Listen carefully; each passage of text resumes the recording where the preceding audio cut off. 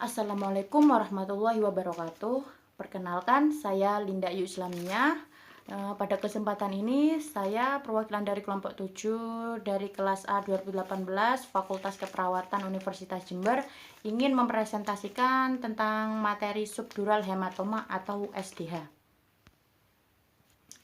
Yang pertama yaitu definisi. Definisi dari subdural hematoma atau SDH adalah perdarahan yang terjadi di dalam rongga subdural. Subdural hematoma merupakan terakumulasinya darah yang terjadi di ruang subdural yang terletak di antara lapisan durameter dan lapisan arachnoid. Subdural hematoma terjadi karena robeknya bridging vein yang terletak berdekatan dengan sinus sagital. Etiologi atau penyebab dari subdural hematoma dibagi menjadi dua, yaitu trauma dan non-trauma. Yang pertama, trauma. Biasanya trauma yang terjadi adalah trauma capitis yang merupakan istilah untuk trauma kepala. Selanjutnya yaitu trauma yang terjadi pada bagian tubuh yang lain selain kepala, akan tetapi menimbulkan terjadinya perputaran atau pergeseran otak pada durameter. Contohnya yaitu pada saat jatuh terduduk. Yang ketiga yaitu trauma pada bagian leher karena perguncangan pada tubuh. Penyebab yang kedua yaitu non-trauma. Yang pertama ada aneurisma yang pecah atau terjadinya malformasi pembuluh darah di dalam rongga subdural. Gangguan proses pembekuan darah biasanya juga terjadi pada orang lanjut usia, orang yang alkoholik, orang yang mempunyai gangguan fungsi hati, dan orang yang menggunakan obat antikoagulan. Selanjutnya yaitu patofisiologi dari subdural hematoma. Yang pertama yaitu faktor-faktor yang menyebabkan dari subdural hematoma. Misalnya yaitu trauma atau cedera pada bagian kepala yang mengakibatkan akan terjadinya robekan pembuluh darah atau putusnya pembuluh darah vena pada bagian rongga subdural yang akan berakibat terjadinya penumpukan darah. Selanjutnya akan terjadi pergeseran posisi otak dan mengakibatkan robeknya pembuluh darah kapiler lain, sehingga perdarahan di dalam rongga kranial akan meningkat atau membesar. Selanjutnya yaitu ada tanda dan gejala dari terjadinya subdural hematoma. Yang pertama yaitu nyeri kepala yang hebat, yang kedua ada mual dan muntah, yang ketiga ada penurunan kesadaran, yang keempat ada kejang, yang kelima ada edema pupil, yang keenam ada perubahan proses berpikir atau berpikir lambat, yang ketujuh ada bingung, yang kedelapan ada kesulitan berbicara, yang kesembilan mengantuk, 10 menarik diri. Pemeriksaan untuk memastikan apakah terjadi subdural hematoma atau tidak, yang pertama yaitu ada pemeriksaan anamnesis. Anamnesis yaitu pengkajian tentang riwayat trauma kepala atau pengkajian tentang penurunan kesadaran atau pingsan, pengkajian juga tentang riwayat muntah dan kejang. Dan jangan lupa kaji riwayat penyakit terdahulu dan obat-obatan yang digunakan. Yang kedua yaitu pemeriksaan fisik. Pemeriksaan fisik meliputi pemeriksaan jalan nafas, pernafasan, tingkat kesadaran, tekanan darah, dan nadi, SKG, skala koma Glasgow, dan apakah terdapat luka jejas.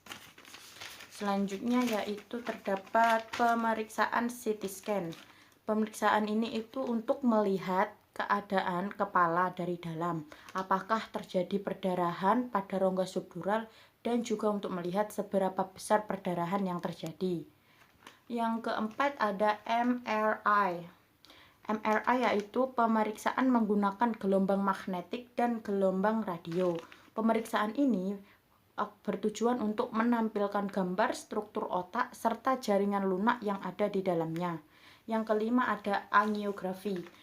Pemeriksaan ini tuh menggunakan kateter yang dimasukkan pada pembuluh darah arteri pada bagian selangkangan menuju pembuluh darah arteri yang ada di leher dan juga otak. Setelah itu, zat pewarna khusus akan dimasukkan. Kemudian hasil dari pemeriksaan tadi akan dilihat menggunakan X-ray. Selanjutnya yaitu ada pengobatan. Pengobatan untuk SDH yang pertama ada pembedahan atau kraniotomi. Pembedahan pada kasus trauma kepala biasanya disebut dengan kraniotomi. Pembedahan harus disertai hasil dari radiologisnya untuk mempertimbangkan apakah perlu tindakan pembedahan. Indikasi untuk melakukan pembedahan yaitu perdarahan dengan tingkat ketebalan kurang dari 10 mm atau terjadinya pergeseran pada garis tengah otak kurang dari 5 mm. Yang kedua yaitu pasien subdural hematoma dalam keadaan koma atau dengan nilai GCS kurang dari 9. Yang ketiga ada pasien dalam keadaan koma dengan nilai GCS kurang dari 9 dengan ketebalan perdarahan otak lebih dari 10 mm, pergeseran garis otak tengah kurang dari 5 mm dengan nilai GCS menurun 2 tingkat ketika terjadi trauma.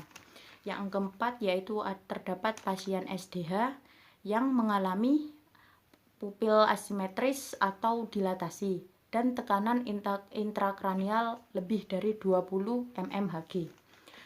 Pengobatan selanjutnya yaitu pengobatan farmakologi. Yang pertama menggunakan analgesik atau pereda nyeri. Tanda dan gejala dari SDH yaitu adanya nyeri kepala. Maka dari itu, untuk mengurangi rasa nyeri pada kepala, dapat diberikan obat golongan analgesik seperti paracetamol. Yang ketiga ada mannitol dan furosemid. Mannitol dan furosemid merupakan obat yang bertujuan untuk mengurangi tekanan intrakranial. Pengobatan selanjutnya yaitu non-farmakologi. Yang pertama yaitu ada bed rest atau istirahat. Istirahat itu diperlukan bagi pasien subdural hematoma yang bertujuan untuk menghindari terjadinya cedera atau trauma kembali pada kepala. Misalnya olahraga fisik atau sepak bola seperti basket harus dihindari bagi pasien SDH. Yang kedua adalah stop alkohol. Seperti yang kita tahu, alkohol merupakan faktor predisposisi yang memicu terjadinya SDH. Maka dari itu, mengkonsumsi alkohol itu harus dihindari bagi pasien SDH yang dapat merusak fungsi hati dan dapat memperparah perdarahan yang terjadi. Yang ketiga yaitu stop antikoagulan. Sama seperti alkohol, antikoagulan adalah faktor predisposisi dari subdural hematoma. Maka dari itu, antikoagulan harus dihindari karena antikoagulan merupakan jenis obat pengencer darah, misalnya aspirin. Harus dihindari karena dapat memperbesar perdarahan yang terjadi di dalam rongga subdural. Baik, terima kasih.